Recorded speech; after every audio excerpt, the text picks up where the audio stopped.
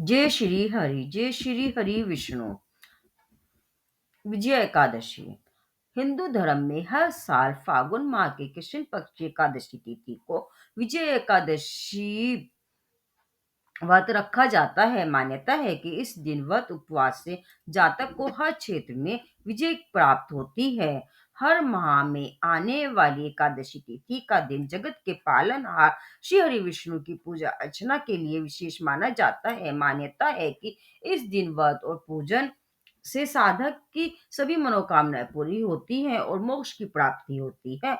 फागुन माह में आने वाली कृष्ण पक्ष की एकादशी तिथि को विजय एकादशी के नाम से जाना जाता है। पंचांग के अनुसार इस साल 24 फरवरी को विजय एकादशी का व्रत रखा जाता जाएगा। कहा जाता है कि विजय एकादशी का व्रत रखने से साधक को हर क्षेत्र में सफलता प्राप्त होती है। यह व्रत रोग दोष और शत्रुओं पर विजय दिलाने वाला माना जाता है। पुरानी कथाओं के अनुसार भगवान राम ने भी यह व्रत किया था, जिसके प्रभाव से उन्होंने लंका पर जीत हासिल की थी और रावण का वध किया था। एकादशी तिथि कब है? फागुन माह के कृष्ण पक्ष की एकादशी तिथि की शुरुआत 23 फरवरी को दोपहर 1:55 पर होगी और अगले दिन 24 फरवरी को 1:44 पर समाप्त होगी। ऐसे में उदय तिथि के अनुसार 24 फरवरी 2025 को विजय एकादशी का व्रत रखा जाएगा। एकादशी व्रत कथा। धर्मराज युधिष्ठिर बोले, हे जनार्दन, फागुन मास के कृष्ण पक्ष की एकादशी का क्या नाम है तथा उसकी विधि क्या है? कृपया करके आप मुझे बताइए। श्री भगवान बोले, हे राजन, फागुन मास के कृष्ण पक्ष की एकादशी तिथि का नाम विजय एकादशी है। इसके व्रत के प्रभाव से मनुष्य को विजय प्राप्त होती है। यह सब व्रतों से उत्तम व्रत है। इस विजय एकादशी के महात्म्य के श्रवण व पठन से समस्त पाप नष्ट हो जाते हैं।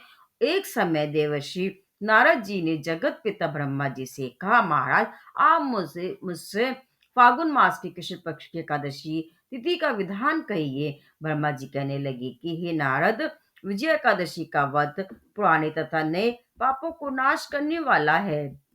इस विजय एकादशी की विधि मैंने आज तक किसी से कभी नहीं कही। यह समस्त मनुष्यों को विजय प्रदान करती है। त्रेता युग में मर्यादा पुरुषोत्तम श्री रामचंद्र जी को जब 14 वर्ष का वनवास हो गया था, तब वे श्री लक्ष्मण जी तथा सीता जी सहित पंचवटी में निवास करने लगे। वहां पर दुष्ट रावण ने जब सीता जी का हरण किया, तब इस समाचार से श्री रामचंद्र जी तथा लक्ष्मण अत्यंत व्याकुल हुए और सीता जी की खोज में चल दिए। घूमते घूमते जब मरनास जटायु के पास पहुंचे, तो जटायु उन्हें सीता जी का वृतांत सुनाकर स्वर्गलोक चला गया। कुछ आगे जाकर उनकी सुग्रीव से मित्रता हुई और बाली का वध किया। हनुमान जी ने लंका में जाकर सीता जी का पता लगाया और उनसे श्री रामचंद्र जी और सुग्रीव की मित्रता का वर्णन किया। वहां से लौटकर हनुमान जी ने भगवान राम के पास आकर सब समाचार कहे।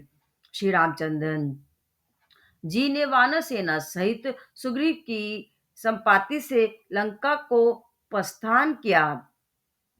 जब श्री रामचंद्र जी समुद्र से किनारे पहुंचे तथा उन्होंने मगरमच्छ आदि से युक्त उस अगाध समुद्र को देख कर लक्ष्मण जी से कहा कि इस समुद्र को हम किस प्रकार से पार करेंगे।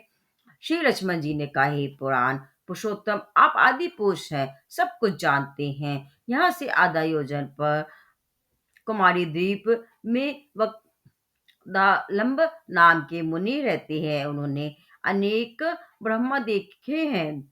आप उनके पास जाकर इसका उपाय पूछिए। लक्ष्मण जी ने इस प्रकार के वचन सुनकर श्री रामचंद्र जी वक्दालंब ऋषि के पास गए और उनको प्रणाम करके बैठ गए। मुनि ने भी उनको मनुष्य रूप धारण किए हुए पुराण पुरुषोत्तम समझकर उनसे पूछा कि हे राम, आपका आना कैसे हुआ? श्री रामचंद्र जी कहने लगे कि हे ऋषि, मैं अपनी सेना सहित यहाँ आया हूँ और राक्षसों को जीतने के लिए लंका जा रहा हूँ। आप कृपया करके समुद्र पार करने का कोई उपाय बतलाइए। मैं इसी कारण यहाँ आपके पास आया हूँ।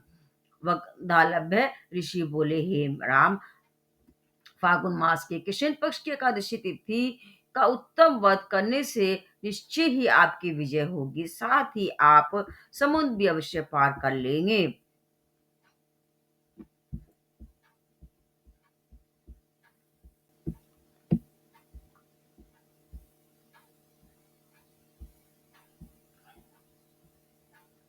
इस वध की विधि यह है कि दशमी के दिन स्वर्ण, चांदी, तांबा या मिट्टी का एक घड़ा बनाएं। उस घड़े को जल में भरकर तथा 5 पल्लव रख वेदिका पर स्थापित करें। उस घड़े के नीचे सतनजा और ऊपर जो रखे उस पर श्री नारायण भगवान की स्वर्ण की मूर्ति स्थापित करें। एकादशी के दिन सनांदी से निर्मित होकर धूप, दीप, नवेद, नारियल आदि से भगवान की पूजा करें। तत्पश्चात घड़े के सामने बैठकर दिन व्यतीत करें और रात्रि को भी उसी प्रकार बैठे रहकर जागरण करें। द्वादशी के दिन नित्य नियम से निर्मित होकर उस घड़े को ब्राह्मण को दे दें। राम, यदि तुम भी इस व्रत को सेनापतियों सहित करोगे तो तुम्हारी विजय अवश्य होगी।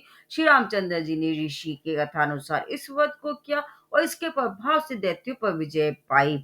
अतः हे राजन, जो कोई मनुष्य विधि पूर्वक इस व्रत को करेगा, दोनों लोकों में उसकी विजय अवश्य होगी। श्री ब्रह्मा जी ने नारद जी से कहा था कि हे पुत्र, जो कोई इस व्रत के महत्व को पढ़ता है या सुनता है, उसको वाजपेयी यज्ञ का फल प्राप्त होता है। यह थी विजय एकादशी की व्रत कथा। बोलो जय श्री हरि, जय श्री हरि विष्णु।